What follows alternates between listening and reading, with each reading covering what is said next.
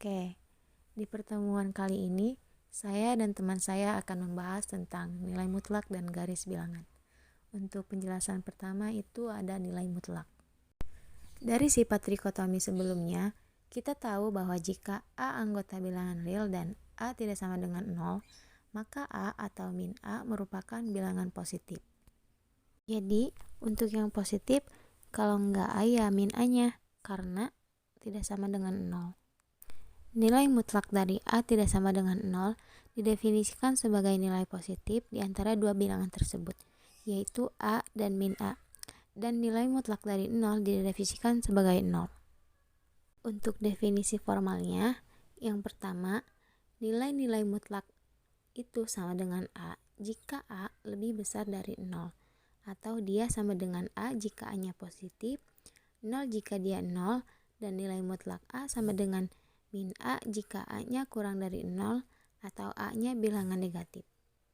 Definisi ini menyatakan dengan jelas bahwa nilai mutlak itu nilainya selalu positif. Kenapa? Karena dalam kenyataannya, nilai mutlak ini dia merepresentasikan jarak, di mana kalian pasti sudah tahu kalau jarak tidak ada yang negatif. Sebagai contoh, nilai mutlak 3 sama dengan 3, sementara nilai mutlak negatif 9 sama dengan 9. Dari definisi ini, kita akan melihat bahwa nilai mutlak A lebih besar dari sama dengan 0 untuk semua A anggota bilangan R.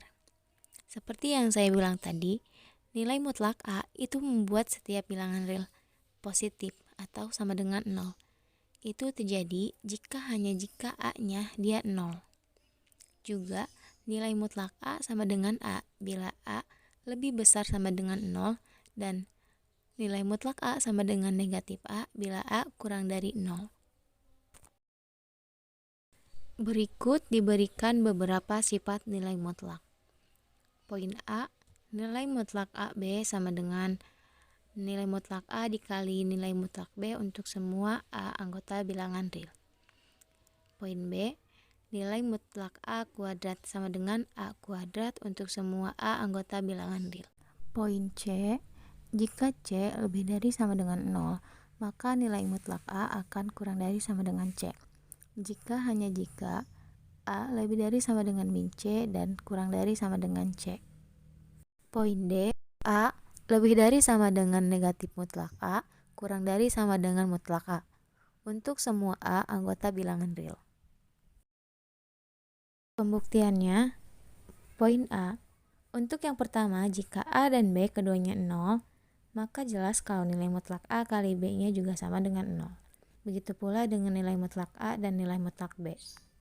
Untuk tinjauan kedua, jika A lebih dari 0 dan B lebih dari 0, sudah pasti kalau dua-duanya sama-sama positif.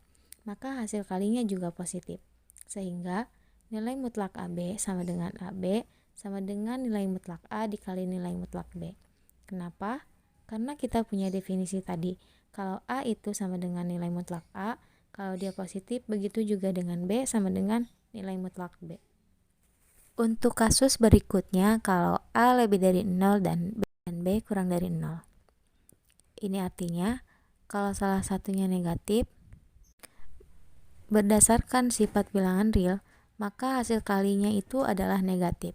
Sehingga nilai mutlak AB itu sama saja dengan negatif dari A kali B itu sama dengan A kali negatif B. Sama dengan mutlak A yang karena tadi A-nya positif, sementara negatif B sama dengan nilai mutlak B. Karena tadi B-nya itu adalah bilangan negatif. Jadi secara sama itu dia berlaku juga untuk dua kasus yang lain. Kasus yang mana? Kasus untuk A kurang dari 0 dan B-nya lebih dari 0 dan kasus A dan B sama-sama kurang dari 0. Kalian bisa mencoba membuktikan dua kasus terakhir itu menggunakan alur yang sama. Untuk membuktikan poin B, kita tahu bahwa A kuadrat lebih dari sama dengan 0. Maka, karena A kuadrat itu tidak negatif, kita peroleh A kuadrat sama dengan mutlak A kuadrat. Kenapa? Karena A kuadrat kalau dimutlakan pasti sama dengan A kuadrat. Dan kita juga bisa tuliskan bahwa itu sama dengan mutlak A dikali A. Dari poin A tadi, kita tahu bahwa ini adalah mutlak dari A dikali mutlak dari A, yang artinya adalah mutlak A dikuadratkan. Jadi, untuk mutlaknya itu sama dengan A kuadrat. Kenapa demikian? Karena nilai mutlak A entah positif, negatif, atau 0, kalau dikuadratkan dia pasti tandanya tidak mungkin negatif. Sehingga sama antara nilai mutlak A kuadrat dengan A kuadrat. Kita lihat di teorema bagian C. Di teorema C tadi dinyatakan kalau C lebih dari sama dengan 0, maka nilai mutlak A akan kurang dari sama dengan C. Jika hanya jika A lebih dari sama dengan min C dan A kurang dari sama dengan C. Kita lihat pembuktiannya. Di sini kita misalkan nilai mutlak A itu kurang dari sama dengan C. Maka kita punya berdasarkan definisi A-nya kurang dari sama dengan C dan min A kurang dari sama dengan C. Kenapa? Itu karena kita pandang dari dua kasus berdasarkan definisi. Jadi kita harus selalu kembali ke definisi. Karena berdasarkan definisi itu, kita bisa melihat pembuktian nilai mutlak dari 3 kasus utama. Bisa juga dari 2 kasus dengan mengecualikan nilai A yang tidak sama dengan 0. Karena ketersamaan terakhir ekivalen dengan A lebih dari sama dengan min C. Kenapa bisa seperti itu? Kalian bisa lihat kembali di materi sebelumnya tentang sifat-sifat bilangan real. Kalau misalnya min A menjadi A itu pengaruhnya tandanya akan berubah dari awal kurang dari sama dengan menjadi lebih dari sama dengan. Maka dari sini kita mempunyai min C kurang dari sama dengan A kurang dari sama dengan C. Kita menghubungkan antara A lebih dari sama dengan min C dengan A kurang dari sama dengan C.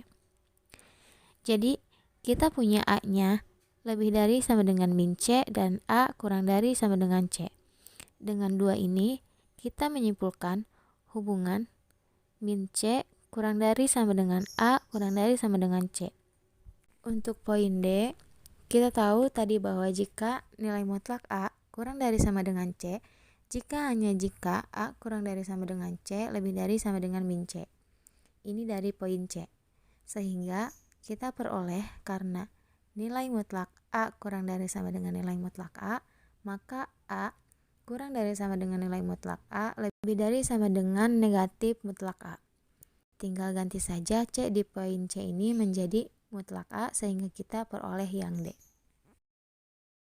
Berikutnya adalah nilai yang sangat penting, saking pentingnya sehingga dia mempunyai nama khusus, yakni ketaksamaan segitiga, yang menyatakan jika A, B bilangan real, maka mutlak A tambah mutlak B kurang dari sama dengan mutlak A tambah mutlak B. Buktinya apa? Kita harus menurunkan ketaksamaan dari teorema sebelumnya. Kita punya A kurang dari sama dengan mutlak A lebih dari sama dengan min mutlak A. Dan B kurang dari sama dengan mutlak B lebih dari sama dengan min mutlak B. Dengan menjumlahkan dua hal ini akan menghasilkan atau akan menjadi min mutlak A tambah mutlak B kurang dari sama dengan A tambah B kurang dari sama dengan mutlak A tambah B. Terdapat beberapa variasi di dalam ketaksamaan segitiga yang akan kita bahas di akibat. Jika A, B bilangan real, maka diperoleh dua hal. A.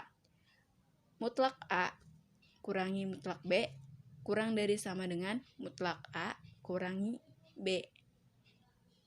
Dan yang B-nya mutlak A kurang mutlak B kurang dari sama dengan mutlak A tambah mutlak B.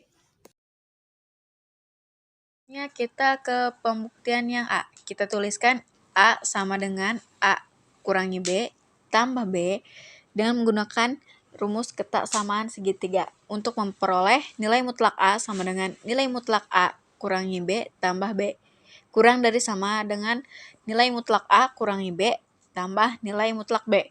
Sekarang kita kurangi dengan nilai mutlak B untuk memperoleh nilai mutlak A kurangi B kurang dari sama dengan nilai mutlak A kurangi B secara bersama. Dari nilai mutlak B sama dengan nilai mutlak B kurangi A tambah A kurang dari sama dengan nilai mutlak B kurangi A tambah nilai mutlak A, kita lihat dari teorema sebelumnya, sehingga kita bisa memperoleh hasil min nilai mutlak A kurangi B sama dengan min nilai mutlak B kurangi A kurang dari sama dengan nilai mutlak A kurangi nilai mutlak B. Bila keduanya kesamaan ini dikombinasikan menggunakan teorema sebelumnya, kita akan memperoleh kesamaan di A. Selanjutnya kita ke pembuktian yang kedua, yang B. Tukar B pada kesamaan segitiga dengan min B untuk memperoleh nilai mutlak A kurangi B kurang dari sama dengan nilai mutlak A tambah nilai mutlak B, karena nilai mutlak A sama dengan nilai mutlak B menurut teorema sebelumnya. Maka kita akan mendapatkan kesamaan B. Selanjutnya kita ke contoh soal. Di sini ada fungsi f yang didefinisikan dengan fx sama dengan 2x pangkat 2 min 3x plus 1 per 2x min 1 untuk x bilangan 2,3. Pertanyaannya, tentukan konstanta m demikian sehingga nilai mutlak fx kurang dari sama dengan m untuk setiap x bilangan 2,3. Penyelesaiannya, diketahui nilai mutlak fx sama dengan nilai mutlak 2x pangkat 2 min 3x plus 1 per 2x min 1 sama dengan nilai mutlak 2x pangkat 2 min 3x plus 1 per nilai mutlak 2x min 1. Kita pisahkan. Nilai mutlak 2x pangkat 2 min 3x plus 1 kurang dari sama dengan nilai mutlak 2x pangkat 2 plus nilai mutlak min 3x plus 1 sama dengan 2 nilai mutlak x pangkat 2 tambah 3 nilai mutlak x plus 1 kurang dari sama dengan, kita substitusikan x-nya. X-nya itu ke 3 substitusikannya. Jadi 2 nilai mutlak 3 pangkat 2 tambah 3 nilai mutlak 3 tambah 1 sama dengan 28. Selanjutnya kita substitusikan ke x-nya 2.